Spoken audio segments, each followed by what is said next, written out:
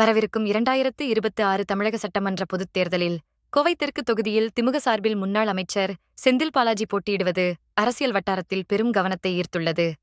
கடந்த முறை கரூர் தொகுதியில் வெற்றி பெற்ற அமைச்சரான அவர் இம்முறை கோவை தெற்கு தொகுதிக்கு மாற்றப்பட்டது குறித்து எதிர்க்கட்சிகள் வேறுவிதமான விமர்சனங்களை வைத்தாலும் திமுகவின் மேற்கு மண்டல பொறுப்பாளராக அவர் ஆற்றி வரும் பணிகள் மற்றும் முதலமைச்சர் மு.க.ஸ்டாலினின் நேரடி விருப்பமே இந்த மாற்றத்திற்கு முக்கிய காரணமாக பார்க்கப்படுகிறது. அதே சமயம் அவர் கடந்து வந்த அரசியல் வெற்றியும் இந்த நேரத்தில் முக்கியத்துவம் பெறுகிறது. செந்தில் பாலாஜியின் அரசியல் பயணம் வெற்றிகரமான தொடக்கத்தை கொண்டது.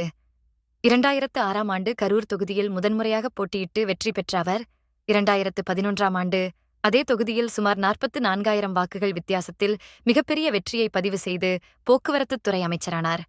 பின்னர் 2016ஆம் ஆண்டு அரவக்குறிச்சி தொகுதியில் போட்டியிட்டு வெற்றி பெற்றார்.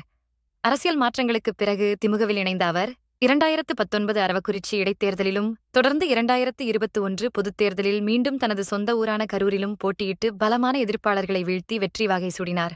மின்சாரம் மற்றும் மதுவிலக்கு ஆயத்தீர்வைத் துறை அமைச்சராக பொறுப்பு வகித்த செந்தில் பாலாஜி தான் போட்டியிட்ட அனைத்து தேர்தல்களிலும் தொடர் வெற்றிகளை குவித்து வருபவர்.